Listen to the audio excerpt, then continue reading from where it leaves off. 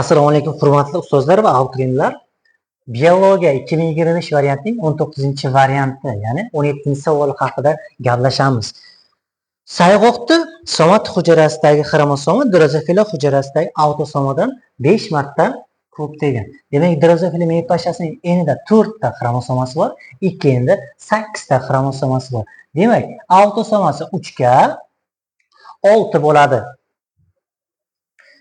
Demak, sayg'oqda autosomasidan 5 marta ko'p degan drozofiladan 30 bo'ladi. Sayg'oqda ikki enida 30, enida 15 ta bo'lar ekan. Metafaza bosqichidagi xromosom sonini aniqlang. Metafaza bosqichida 2n 4s bo'lsa, 2nimiz 30 ta bo'ladi, 4simiz 60 ta. Javob C variant bo'ladi.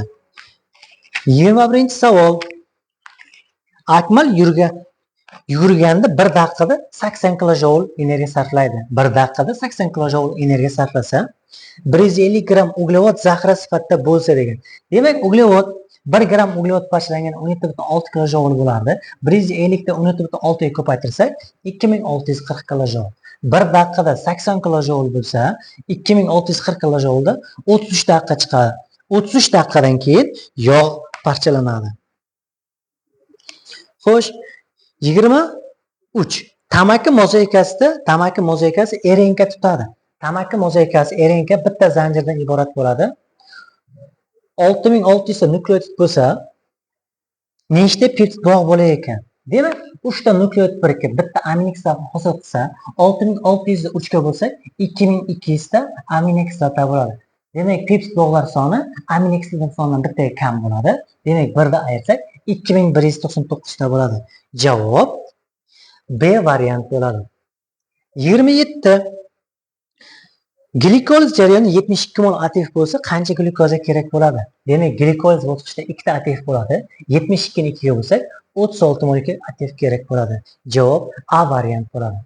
29. Bug'doy donining rangi 2 juft nolli kumulyativ genlarga bog'liq. Demak, 4 ta katta harf bo'lsa qizil, 3 ta bo'lsa och qizil, 2 ta bo'lsa pushti, bitta bo'lsa och pushti, umuman dominant harf bo'lmasa oq bo'ladi. Demak, bizda oq va qizillar chatishtirilgan. F1 da pushti organizm olingan, 2 ta katta harf bor, 2 ta pushti chatishtirilsa, bu F2 bo'ladi. Bizda 16 ta organizm olinadi. 12800 ta berilgan bo'lsa, shulardan qizil donni aniqlang degan. 12800 ni 16 ga bo'lsa, har bitta katakchamiz 800 dan to'g'ri keladi. Bizda qizil degan 4 ta dominant harf bitta katakchamizda bor. Javob C variant bo'ladi. Xato va kamchiliklar uchun uzr so'raymiz. Telegram kanalimizga a'zo bo'lib qo'yishni unutmang.